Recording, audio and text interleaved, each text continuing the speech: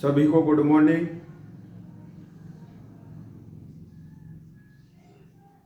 मैं अमरलाल आज फिर आपका ऑनलाइन क्लासेज में हार्दिक स्वागत एवं अभिनंदन।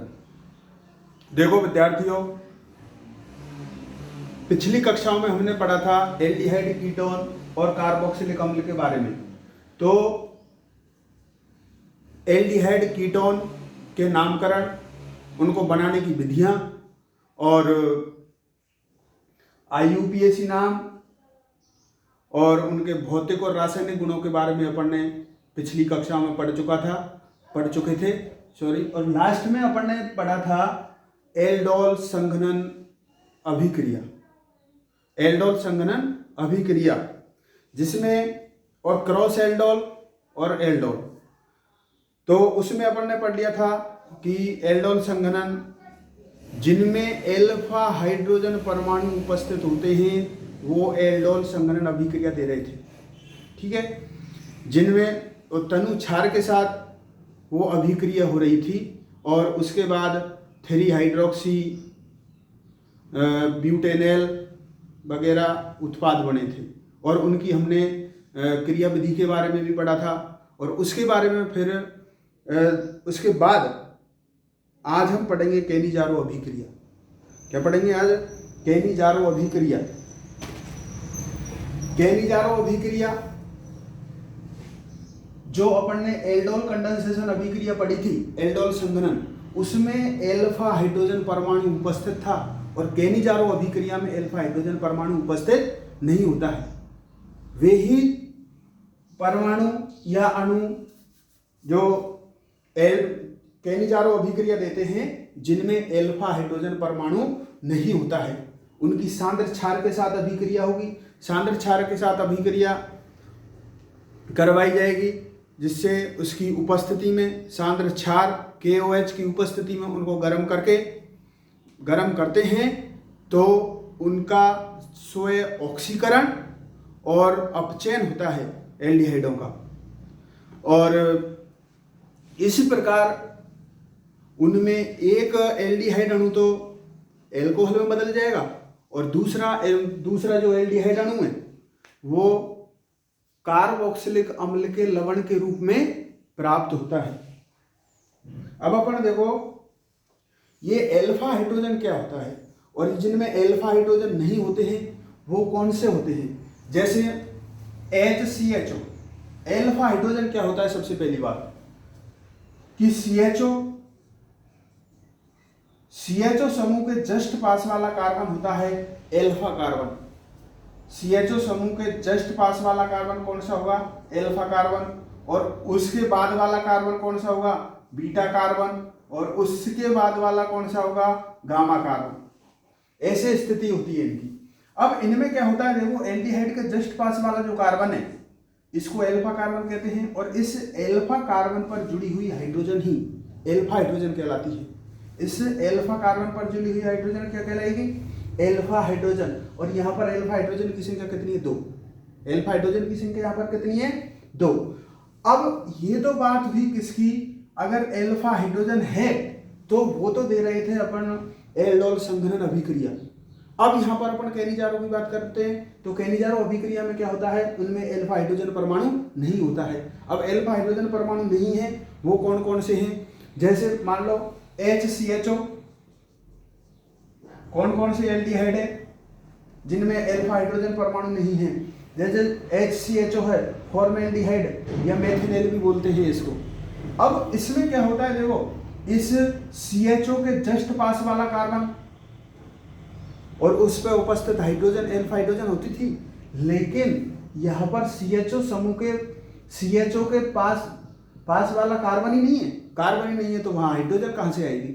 इसलिए इसमें HCHO में एल्फा हाइड्रोजन नहीं है, एल्फा हाइड्रोजन 0।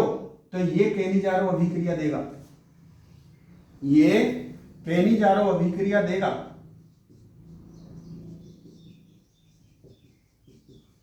केनिजारो अभिक्रिया देगा। इसी प्रकार देखो अपन बेंजेल्डिहाइड की बात करते हैं। बेंजेल्डिहाइड ये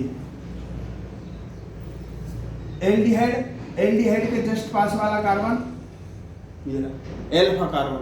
अब एल्फा कार्बन की बात करते हैं तो इसमें इसकी चारों संयोजकताएं, इसमें कोई भी हाइड्रोजन उपस्थित नहीं है क्योंकि चारों के चारों क्या बने हुए हैं, यहाँ पर 3 सिग्मा और एक पाई बॉन्ड बना हुआ है, तो यहाँ पर कोई भी सिग्मा नहीं है। तो ये बेंजल्डिहाइड, बेंजल्डिहाइड है, बेंजल्डिहाइड में भी कोई भी एल्फा हाइड्रोजन उपस्थित नहीं है, एल्फा हाइड्रोजन 0, तो ये भी क्या देगा यहाँ पर केनी चारों अभिक्रिया। और इसी प्रकार देखो CCl3CHO, CCl3CHO trichloro ethanal, trichloro क्या हो गया ये ethanal, trichloro ethanal, trichloro ethanal है। ट्राइक्लोरो एथेनल में भी देख लो CHO के जस्ट पास वाला कार्बन ये रहा, अब जस्ट के पास वाला कार्बन एल्फा कार्बन होगा। अब इस एल्फा कार्बन पर हाइड्रोजन है क्या, कोई हाइड्रोजन नहीं है। तीनों की तीनों हाइड्रोजन का प्रतिस्थापन किसने कर रखा है, क्लोरीन के द्वारा हो रहा है, इसलिए इसमें भी कोई एल्फा हाइड्रोजन नहीं, एल्फा हाइड्रोजन है 0, मतलब ये भी केनिजारो अभिक्रिया देगा, ये भी केनिजारो अभिक्रिया देगा।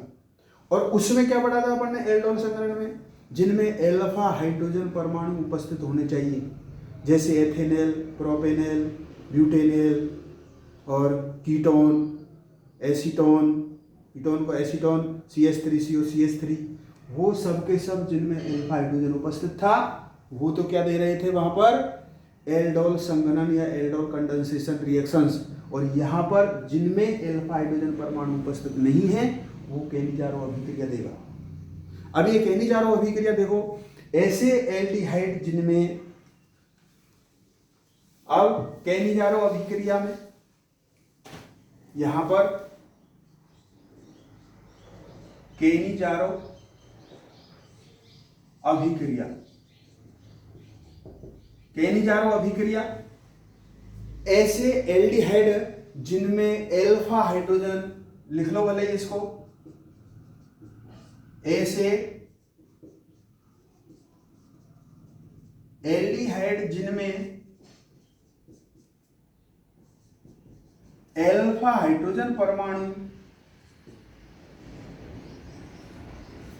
उपस्थित नहीं होता है,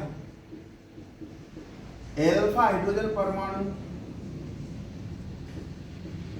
उपस्थित नहीं होता है, एल्फा हाइड्रोजन परमाणु सबसे मेन शर्त होती है इसमें कि एल्फा हाइड्रोजन परमाणु उपस्थित नहीं होगा। जिनको सांद्र क्षार की उपस्थिति में उपस्थित नहीं होता है, इन्हें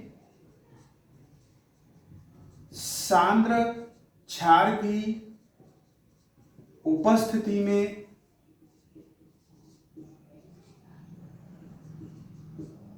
गर्म करने से, सांद्र क्षार की उपस्थिति में गर्म करने से स्वयं ऑक्सीकरण,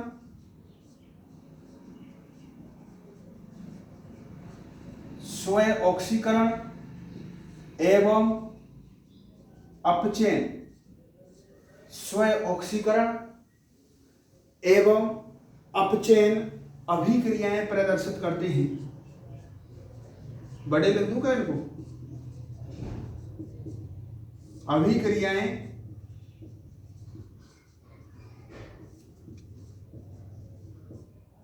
प्रदर्शित करते हैं, क्या करते हैं, स्वयं ऑक्सीकरण, सांद्र क्षार की उपस्थिति में गर्म करते हैं तो स्वयं ऑक्सीकरण एवं अपचयन अभिक्रियाएं प्रदर्शित करते हैं। इस अभिक्रिया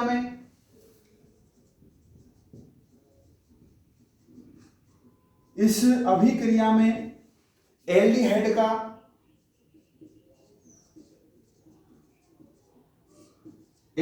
का एक अणु एल्कोहल में, एल्डिहाइड का एक अणु एल्कोहल, एक अणु एल्कोहल एवं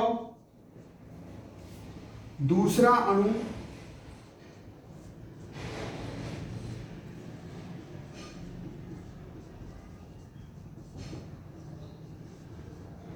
कार्बोक्सिलिक अम्ल के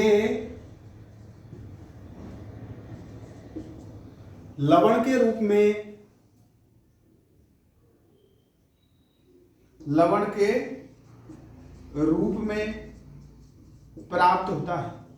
ध्यान देना एक बार कि केनिजारो अभिक्रिया वे एल्डिहाइड जिनमें अल्फा हाइड्रोजन परमाणु उपस्थित नहीं होता है वो क्या देते हैं, केनिजारो अभिक्रिया देंगे, जो सांद्र क्षार की उपस्थिति में गर्म करने से एक उनका स्वयं ऑक्सीकरण एवं अपचयन होता है।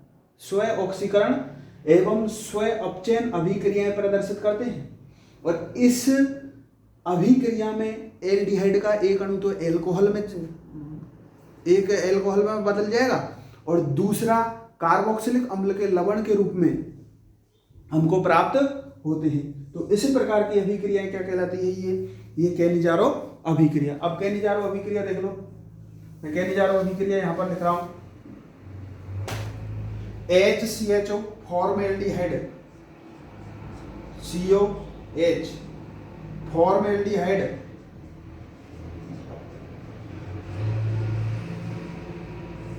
फॉर्मेल्डिहाइड जिसमें कोई भी अल्फा हाइड्रोजन परमाणु उपस्थित नहीं है, और दूसरा भी फॉर्मेल्डिहाइड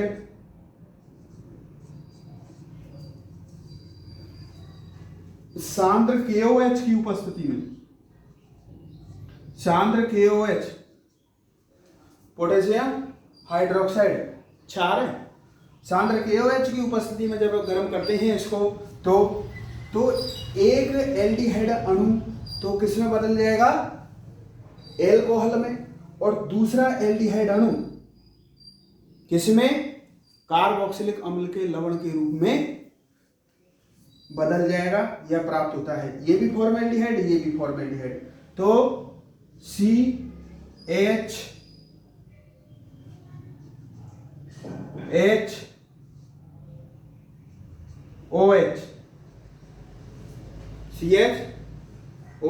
ये मेथेनॉल ये क्या हुई, एल्कोहल। एक एल्डिहाइड तो एल्कोहल में बदल गया और दूसरा किस में बदलेगा, कार्बोक्सिलिक अम्ल के लवण के रूप में। ये क्या हुआ, पोटेशियम फॉर्मेट,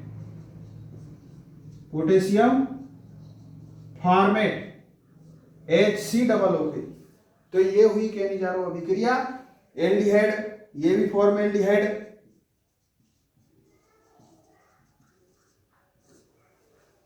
सांद्र क्षार की उपस्थिति में इनका क्या होता है, स्वयं ऑक्सीकरण एवं अपचयन होगा, जिसमें से एक एल्डिहाइड मेथेनॉल में या एल्कोहल में और दूसरा एल्डिहाइड अणु वो कार्बोक्सिलिक अम्ल के लवण के रूप में प्राप्त होता है।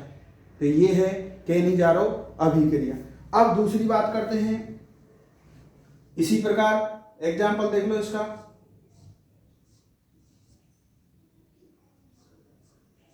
ये बेंजल्डिहाइड है, इसके दो अणु ले रहे हैं। अब बेंजल्डिहाइड की बात करते हैं तो बेंजल्डिहाइड में भी अल्फा हाइड्रोजन नहीं है, तो यहां पर फिर वही सांद्र क्षार, सांद्र KOH की उपस्थिति में गर्म करते हैं। तो इसमें से एक बेंजल्डिहाइड, एक एल्डिहाइड का अणु तो किसमें, एल्कोहल में, और दूसरा अणु किसमें बदल जाएगा, कार्बोक्सिलिक अम्ल के लवण के रूप में। ठीक है, तो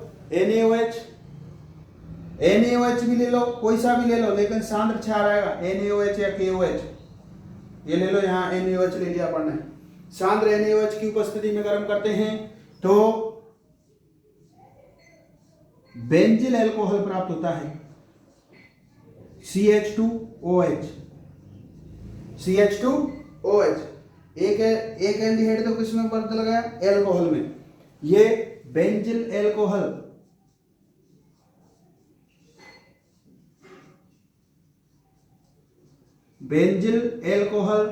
और दूसरा अणु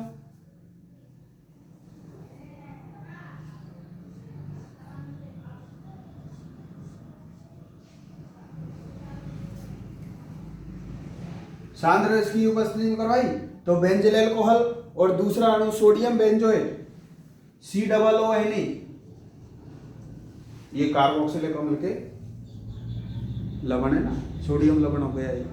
तो सोडियम बेंजोएट, इसका नाम क्या हुआ? Sodium benzoate. ओके, तो ये रही अपनी केनिजारो अभिक्रिया, जिसमें ऐसे एल्डिहाइड जिनमें कोई भी अल्फा हाइड्रोजन परमाणु उपस्थित नहीं होता है, ऑक्सीकरण वगैरह स्वयं ऑक्सीकरण अपचयन होगा, जिसमें से एक एल्डिहाइड अणु एल्कोहल में और दूसरा कार्बोक्सिलिक अम्ल के लवण के रूप में हमको अपन को प्राप्त हो जाते हैं। तो ये वाली केनिजारो अभिक्रिया इंपॉर्टेंट अभिक्रिया है, लिख लो इसको। इसके बाद हटा रहा हूं,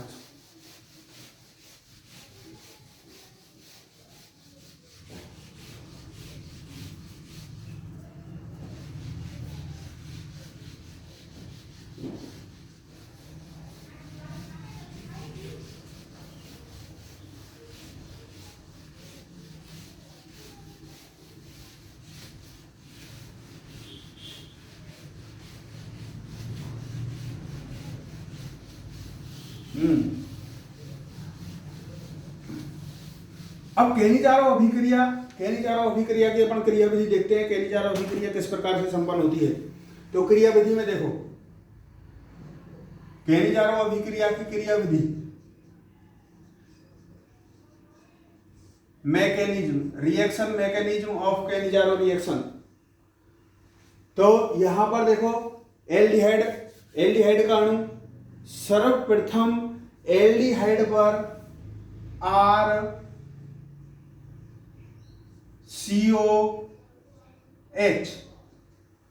RCOH है, इस पर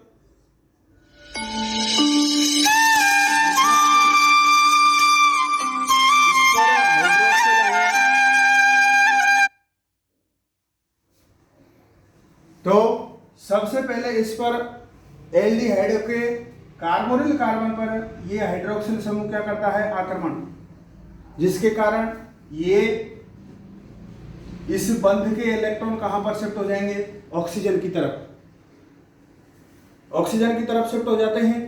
तो अब देखो क्या बनेगा? उत्पाद। इसके बाद क्या बनेगा?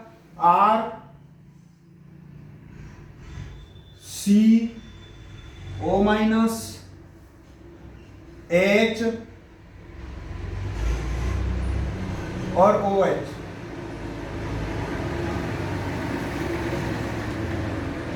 H और OH, ये अपचयित एनायन है। क्या है ये? अपचयित एनायन। मतलब एल्डिहाइड पर सर्वप्रथम किसका आक्रमण होता है? क्षार का, हाइड्रोक्सिल। OH माइनस का हुआ तो ये अपचयित, ये बना अपचयित एनायन। अब इसके बाद देखो, ये तो स्टेप हुई फर्स्ट, ये तो स्टेप क्या होगी? फर्स्ट। अब स्टेप सेकंड में क्या होगा? स्टेप सेकंड में ये बना हुआ एनायन दूसरे एल्डिहाइड समूह के साथ अभिक्रिया करता है। दूसरे समूह के एल्डिहाइड के साथ क्या करेगा? अभिक्रिया। तो RCOH और ये एनायन RCO माइनस OH और ये H, OH और H। अब यहां पर देखो, इस वाले बंध के इलेक्ट्रॉन अगर यहां पर डबल बॉन्ड बना लेते हैं, इस वाले बंध के इलेक्ट्रॉन यहां पर डबल बॉन्ड बना लेगा, तो ये वाला हाइड्रोजन इलेक्ट्रॉन लेकर के कहां पर पहुंच जाएगा? यहां पर। और यहां से फिर इस बंध के इलेक्ट्रॉन कहां पर? ऑक्सीजन की तरफ शिफ्ट हो जाते हैं। तो इसके बाद फिर क्या बनेंगे? देखो, H यहां पर आया तो RC, एक H पहले से ही है, और O माइनस, एक तो ये बना। दूसरा R C double bond O, double हो गया ना ये, फिर ओ एच, ये कार्बोक्सिलिक अम्ल बन गया।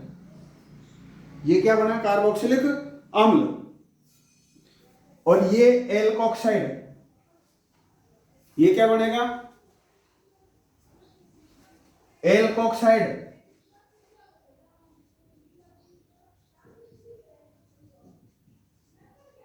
एल्कोक्साइड और कार्बोक्सिलिक अम्ल, एल्कोक्साइड और कार्बोक्सिलिक अम्ल। अब देखो अपन प्रोटॉन स्थानांतरण करवाते हैं इसमें, क्या होगा अब इसके बाद? प्रोटॉन स्थानांतरण, प्रोटॉन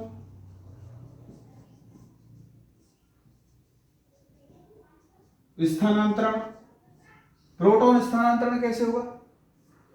ये वाला proton C double O H का प्रोटॉन कहां पर चला जाएगा? यहां पर। जैसे ही प्रोटॉन का स्थानांतरण होगा तो उस पर क्या जुड़ जाएगा? अपन ने क्या लिया था उसमें? NaOH, सांद्र NaOH लिया था, तो OH की अभिक्रिया यहां पर पहले करवा दी। अब क्या बना? अब क्या बचा? Na+। तो Na+ किस पे आकर जुड़ जाएगा? O- पर। तो देखो ये बन जाएगा RCOH और ये H और H, RCH2OH, ये एल्कोहल, एल्कोहल।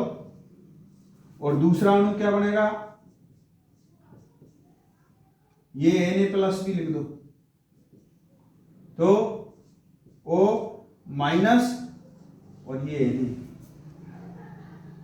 ये सोडियम, ये कार्बोक्सिलिक अम्ल का क्या बन गया? लवण, पोटेशियम लवण बन गया। क्या बना ये? सोडियम, सॉरी, सोडियम लवण बन जाएगा। सोडियम एल्केनोएट, एल्केनोएट थोड़ी होगा, सोडियम लवण। ये क्या बना? सोडियम लवण और ये एल्कोहल। इस प्रकार से ये स्टेप थी सेकंड और ये स्टेप थी फर्स्ट। फर्स्ट में क्या था?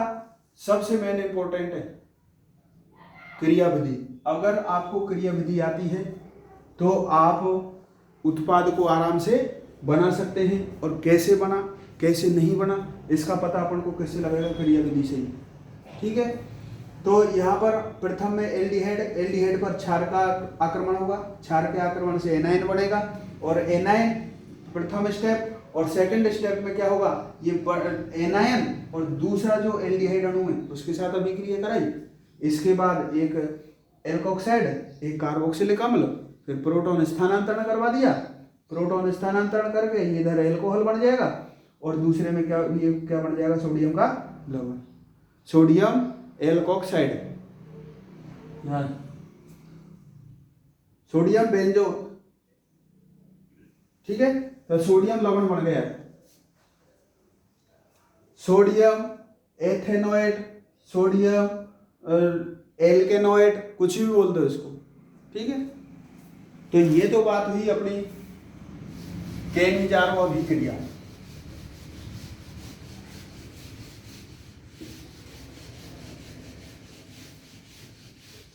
अब केनिजारो अभिक्रिया के बाद अपन पढ़ते हैं कार्बोक्सिलिक अम्ल।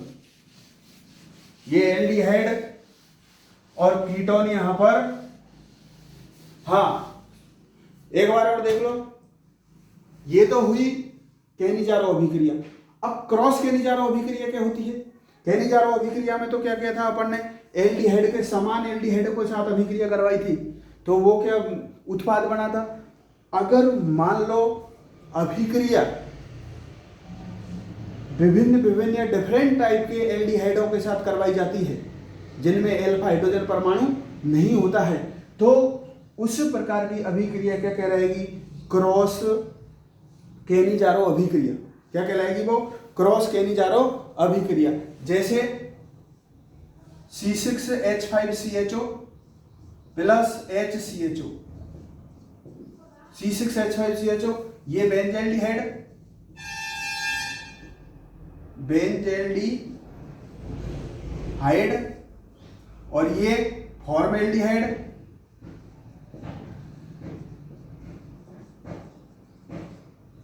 ये फॉर्मेल्डिहाइड वही सांद्र NaOH या KOH,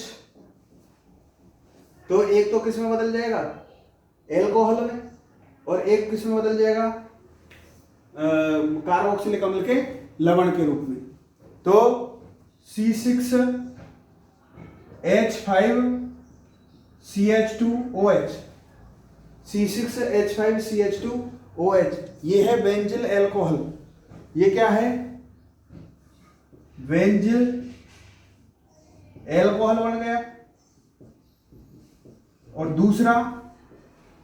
दूसरा किस में बदलेगा, कार्बोक्सिलिक अम्ल में। दूसरा किस में बदलेगा, कार्बोक्सिलिक अम्ल के लवण के रूप में। तो HCOONE,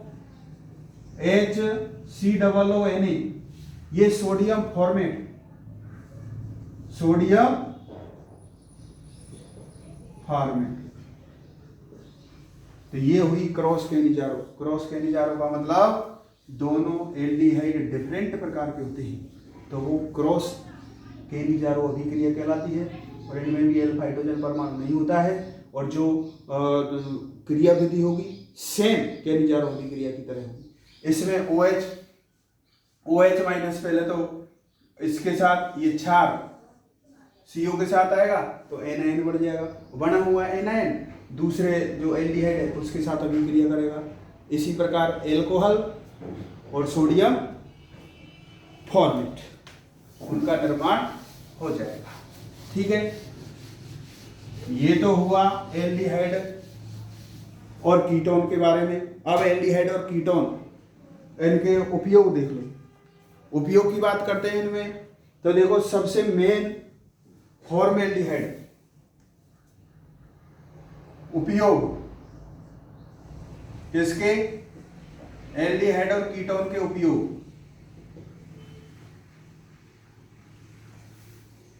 HCHO फॉर्मेल्डिहाइड का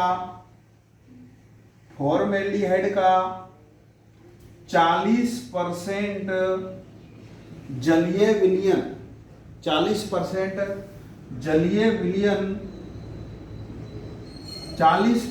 जलीय विलयन फॉर्मेलिन कहलाता है। 40% जलीय विलयन क्या कहलाएगा, फॉर्मेलिन। 40% जलीय विलयन फॉर्मेलिन कहलाता है। और इसका उपयोग, इस फॉर्मेलिन का उपयोग जैविक प्रतिदर्शों के परिरक्षण में किया जाता है। तो जैविक प्रतिदर्श होते हैं ना, जो आप बायोलॉजी वगैरह में देखते हैं, तो उनमें जो मछली वगैरह, कॉकरोच और ऐसे उनको एक द्रव में भरा जाता है। एक द्रव रहता है स्पॉट में, उसमें उनको सुरक्षित रखा जाता है। तो वो क्या भरा रहता है उसमें, फॉर्मेलिन। वो जो द्रव के रूप में भरा है उसमें क्या है, वो फॉर्मेलिन है। और फॉर्मेलिन क्या है, फॉर्मेल्डिहाइड का 40% जलीय विलयन। फॉर्मेल्डिहाइड का 40% जलीय विलयन क्या कहलाता है, फॉर्मेलिन। जैविक प्रतिदर्शों के परिरक्षण में इनका उपयोग किया जाता है। और देखो उपयोग की दूसरा उपयोग, इनका कुछ बहुलकों के निर्माण में भी इनका उपयोग होता है। कुछ बहुलकों के निर्माण में भी इनका उपयोग होता है। और सुगंध वगैरह के रूप में भी इनका उपयोग होता है। बेंजल्डिहाइड का उपयोग सुगंध और रंजक उद्योग में होता है। बेंजल्डिहाइड का उपयोग सुगंध एवं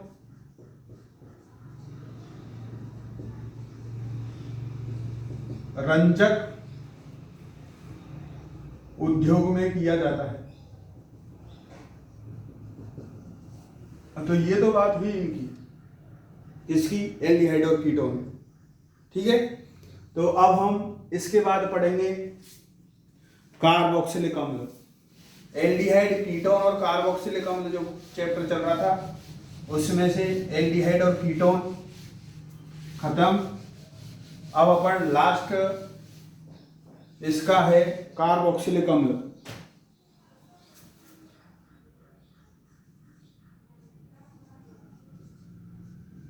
कार्बोक्सिलिक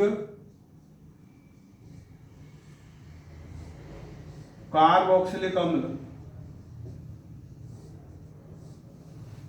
कार्बोक्सिलिक अम्ल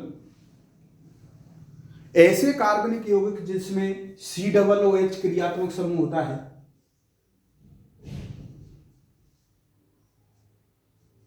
ऐसे कार्बनिक यौगिक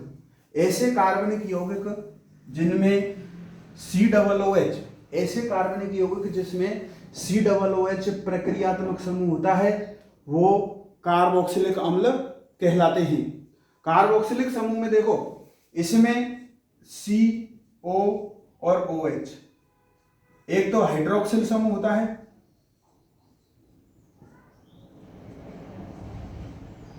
हाइड्रोक्सिल समूह, और ये कार्बोनिल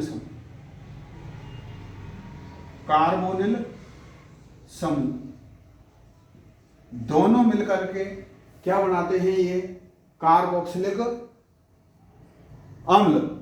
क्या बनाते हैं? ये कार्बोक्सिलिक समूह, जिसमें हाइड्रोक्सिल और क्या होता है? कार्बोनिल समूह। तो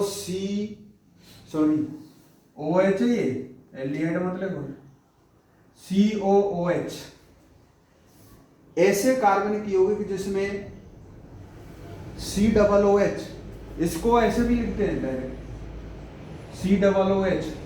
COOH प्रक्रियात्मक समूह उपस्थित होता है, कार्बोक्सिलिक अम्ल या कार्बोक्सिलिक समूह कहलाते हैं। जिनमें क्या होता है? देखो एक तो कार्बोनिल समूह के साथ क्या जुड़ा रहता है? हाइड्रोक्सिल समूह। ठीक है, अब देखो इसकी बात करते हैं अपन नाम पद्धति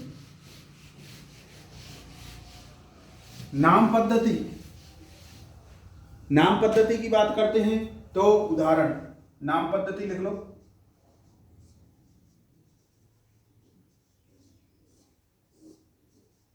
नाम पद्धति में उदाहरण लिख लो यहां पर कुछ।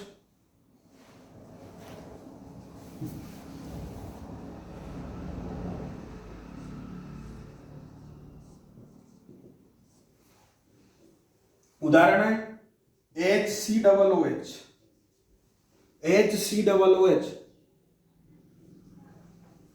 फॉर्मिक अम्ल होता है। HCOOH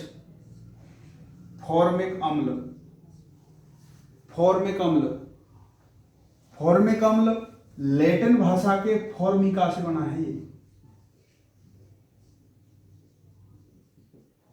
लैटिन भाषा के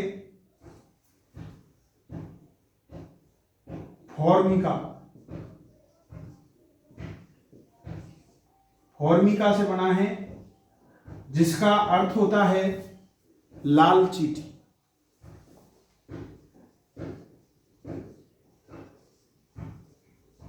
जिसका अर्थ क्या होता है? लाल चींटी। मतलब फॉर्मिक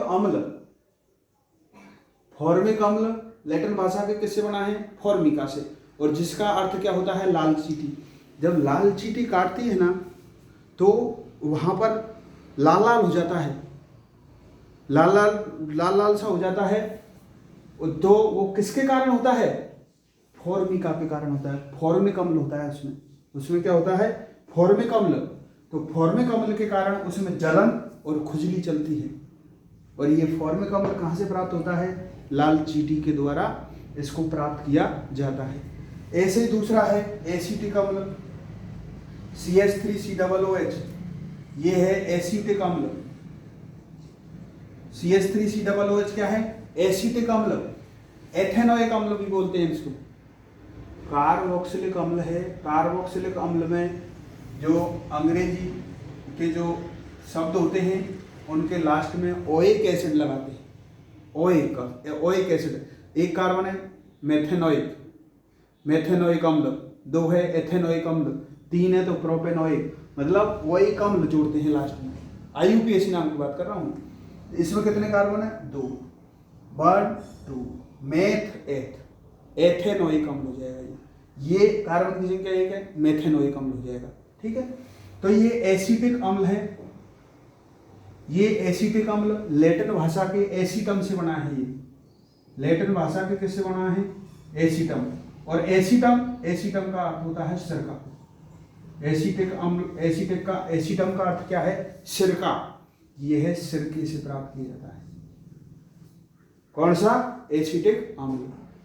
इसी प्रकार ब्यूटाइलिक अम्ल की बात करते हैं। CH3 CH2 CH3 CH2 CH2,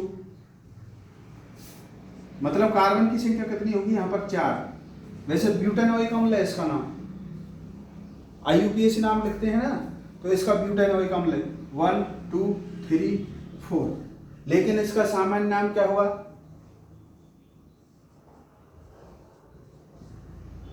butyric अम्ल। सामान्य नाम क्या होगा इसका? ब्यूटेरिक अम्ल।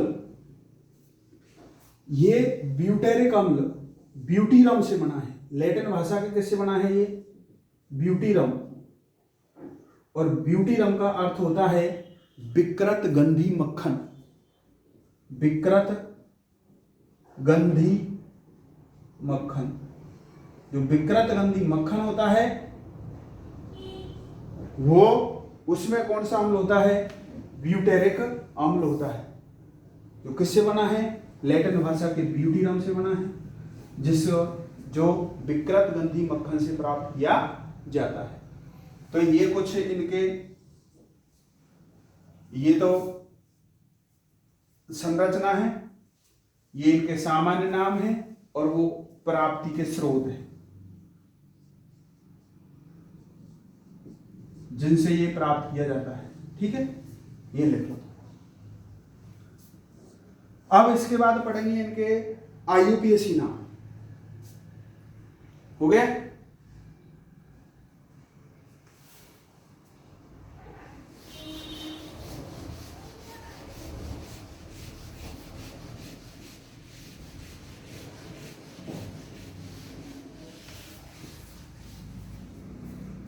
अब एक तरफ लिख लो संरचना,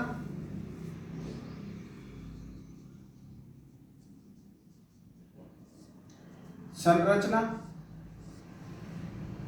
सामान्य नाम,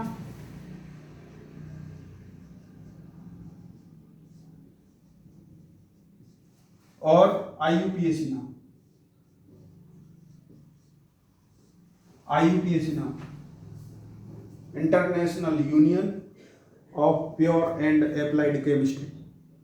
ये कोई संस्था है, उसने नाम दिए जो ये अंतर्राष्ट्रीय स्तर पर सबसे IUPAC नाम से ही जाना जाएगा, क्योंकि सामान्य नाम अलग अलग भी हो सकते हैं क्षेत्र के हिसाब से। तो देखो संरचना, इसमें सबसे पहले अपन HCOOH, जो अभी अपन ने फॉर्मिक अम्ल पढ़ा था। क्या पढ़ा था? फॉर्मिक अम्ल, जो फॉर्मिका चींटी से बना है। लाल चींटी में होता है फॉर्मिक अम्ल। फॉर्मिक अम्ल, इसका नाम IUPAC नाम। अनुलग्न इसमें ओइक अम्ल लगाते हैं COOH में, तो इसका हो जाएगा कार्बन की संख्या 1 है तो मेथेन प्लस ओइक अम्ल, तो मेथेनोइक अम्ल। कार्बन की संख्या 2 है तो एथेन प्लस ओइक अम्ल, एथेनोइक अम्ल। इस प्रकार पर नाम लिखेंगे तो फॉर्मिक अम्ल मेथेनोइक अम्ल हो जाएगा इसका। मेथेन प्लस ओइक अम्ल, मेथेनोइक अम्ल। ओके, ऐसे एसिटिक अम्ल CH3COOH, जो एसीटम सिरका से प्राप्त किया था। एसिटिक अम्ल, सामान्य नाम क्या है इसका?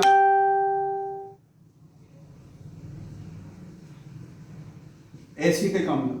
और एसिटिक अम्ल किससे प्राप्त हुआ था? एसीटम से, सिरके से। इसका नाम देखो मेथ एथ। कार्बन की संख्या कितनी है? 2 1 2। एथेनोइक अम्ल,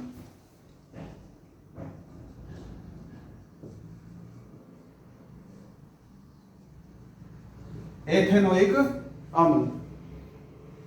इसके बाद है 3 है तो प्रोपियोनिक अम्ल, CH3 CH2 COOH। कार्बन की संख्या 3 है तो 3 के लिए प्रोप, तो प्रोपियोनिक अम्ल, प्रोपियोनिक अम्ल, ये सामान्य नाम होगा। IUPAC नाम लिखो 1 2 3। प्रोपेनोइक अम्ल, मेथ एथ प्रो, तो ओइक अम्ल लगा दो अनुलग्न, तो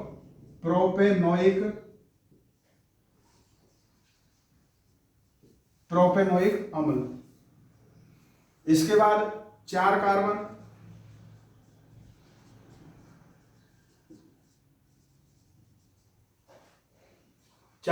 का भी आया था ब्यूटेरिक अम्ल। 4 कार्बन ब्यूट, तो ब्यूटाइरिक अम्ल, ये क्या हो जाएगा? ब्यूटाइरिक अम्ल। ब्यूटाइरिक अम्ल किससे बना है? ये लैटिन भाषा के ब्यूटीरम से बना है, और ब्यूटीरम का अर्थ होता है विकृत गंधी मक्खन। ठीक है, अब इसका IUPAC नाम लिखो 1 2 3 4। IUPAC नाम में जब अपन इसका नामांकन करते हैं तो नंबरिंग उधर से करते हैं जिधर से क्रियात्मक समूह को कम से कम अंक मिले, मतलब क्रियात्मक समूह को प्राथमिकता देनी है। ये नहीं कहा आप इधर से गिनना स्टार्ट कर दो 1 2 3 4 पे आ जाएगा फिर। इसलिए इसका नाम क्या होगा? इधर से लेंगे तो 4 कार्बन की संख्या 4 है, तो क्या हो गया ये? ब्यूट या ब्यूटेन, और COOH के अनुलग्न क्या लगाते हैं? ओइक अम्ल, इसलिए इसका नाम हो जाएगा ब्यूटेनोइक अम्ल। ब्यूटेनोइक अम्ल, ब्यूटेनोइक अम्ल। और आइसोब्यूटाइरिक अम्ल, आइसो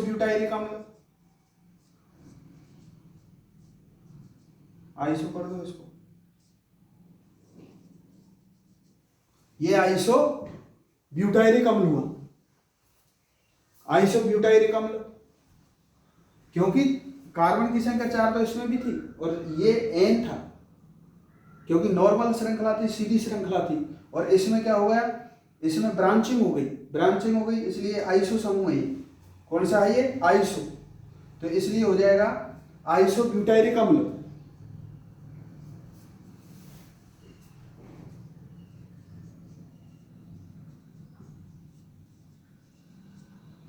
आइसोब्यूटाइरिक अम्ल। अब आइसोब्यूटाइरिक अम्ल का देखो IUPAC नाम लिखते हैं तो कैसे लिखते हैं? देखो, कार्बन की सबसे लंबी से लंबी श्रृंखला का चयन किया, कितने हुए? 3। ओके, 1 2 3। अब 2 पर क्या लगा हुआ है? मेथिल समूह, 2 मेथिल प्रोपेनोइक अम्ल। 3 कार्बन है, ओइक अम्ल, तो 2 मेथिल प्रोपेनोइक अम्ल। IUPAC नाम हो गया इसका 2 मेथिल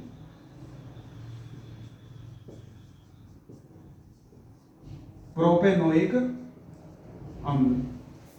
2 मेथिल प्रोपेनोइक अम्ल, 2 मेथिल प्रोपेनोइक अम्ल। थोड़ा इसको मैं ऊपर लिख रहा हूँ, CH3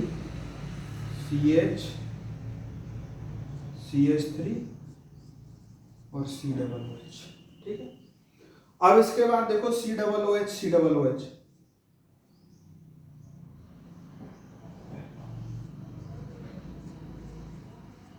COOH ये है ऑक्जेलिक अम्ल। COOH ऑक्जेलिक अम्ल।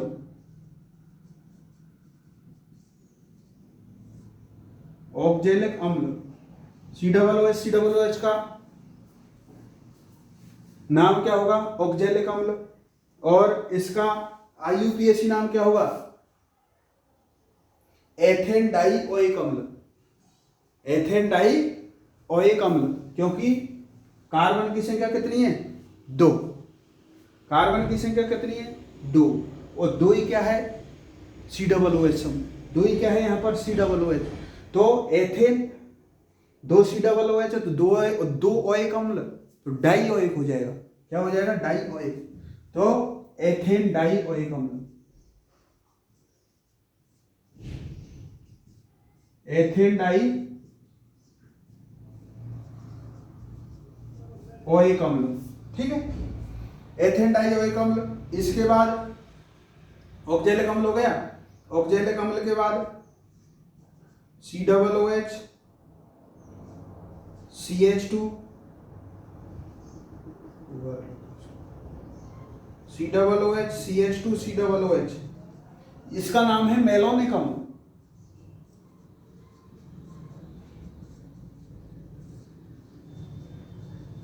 मेलोनिक अम्ल, और मेलोनिक अम्ल कार्बन की संख्या 3 है, तो मेथ एथ प्रो,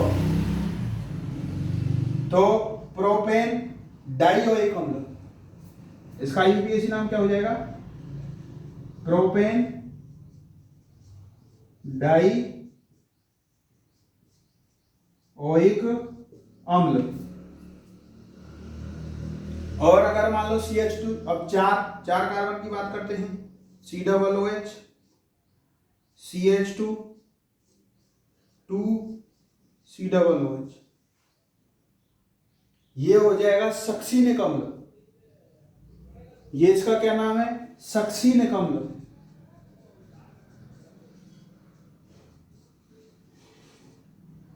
सक्सीनिक अम्ल। कार्बन की संख्या कितनी है? 4, तो ब्यूटेन डाइओइक अम्ल, ब्यूटेन डाइओइक अम्ल, आईयूपीएसी नाम। सक्सीनिक अम्ल का आईयूपीएसी नाम ब्यूटेन डाइओइक अम्ल। इसके बाद अगर कार्बन की संख्या कितनी हो? 5 और 2 COOH, 2 कार्बोक्सिलिक समूह CH2 3 COOH, सक्सीनिक अम्ल था ये तो। और अब है ग्लूटेरिक अम्ल, इसका नाम क्या हो जाएगा 5 वाले का? ग्लूटेरिक, ग्लूटेरिक अम्ल।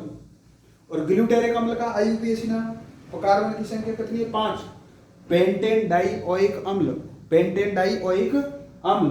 इसमें देखो ऑक्जेलिक अम्ल था, एथेन डाइओइक अम्ल, इधर फिर मेलोनिक अम्ल था जिसमें कार्बन की संख्या कितनी थी? 3 और 2 कार्बोक्सिलिक समूह थे, कुल कार्बन की संख्या 3, तो ये हो जाएगा मेलोनिक अम्ल। मेलोनिक अम्ल का प्रोपेन डाइओइक अम्ल। और इसके बाद हो जाएगा क्या? सक्सीनिक अम्ल, जिसमें कार्बन की संख्या कितनी है? 4, कार्बन की संख्या 4 है, तो ब्यूटेन डाइओइक अम्ल। और ये अब कार्बन की संख्या 5 है, तो ये है ग्लूटेरिक अम्ल, पेंटेन डाइओइक अम्ल, पेंटेन डाइओइक अम्ल। और 6 कार्बन वाला COOH CH2 4 COOH, 6 कार्बन, इसका नाम हो जाएगा एडीपिक अम्ल, एडीपिक अम्ल। ये नाइलॉन 6 में काम आता है, इसका उपयोग नाइलॉन 6 बहुलक बनाने में इसका उपयोग होता है एडीपिक अम्ल का, जिसमें कार्बन की संख्या कितनी है? 6 और 2 COOH, इसको क्या बोलते हैं? एडीपिक अम्ल। और इसका नाम हो जाएगा 6 का मतलब हेक्सेन और डाइओइक अम्ल, हेक्सेन डाइओइक अम्ल।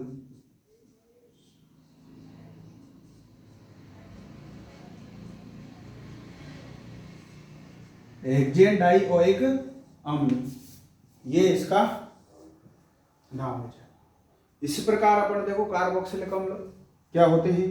कार्बोक्सिलिक अम्ल ऐसे कार्बनिक यौगिक जिनमें COOH प्रक्रियात्मक समूह पाया जाता है, उनको क्या बोलते हैं? कार्बोक्सिलिक अम्ल, जिनमें एक कार्बोनिल और एक हाइड्रोक्सिल समूह मिलकर के इनका निर्माण करते हैं। और इससे पहले जो फॉर्मिक अम्ल, फॉर्मिका से चींटी से प्राप्त किया था, और एसिटिक, एसिटम, सिरका, और इनके फिर अपन ने आईयूपीएसी नाम लिखे हैं। इनमें से मेन इंपॉर्टेंट देखो, सभी इंपॉर्टेंट है ऐसे तो। कार्बन की संख्या 2, ये ऑक्जेलिक ऑक्जेलिक, मेलोनिक, सक्सिनिक, है ना, ग्लूटेरिक और ये एडिपिक। ये 4 इंपॉर्टेंट है सबके सब, इनके नाम पूछे जाते हैं। ठीक है, अब देखो इसके बाद अपन इनको लिख लेना। इसके बाद अपन पढ़ेंगे कार्बोक्सिलिक अम्ल बनाने की विधियां, कार्बोक्सिलिक अम्ल विरचन की विधियां, और उसके बाद भौतिक एवं रासायनिक गुण, और लास्ट में इनका उपयोग। ये अपन अगली कक्षा में पढ़ेंगे। अगर आपको ये वीडियो अच्छा लगा हो तो लाइक, शेयर और सब्सक्राइब करना नहीं भूलें। ओके, धन्यवाद।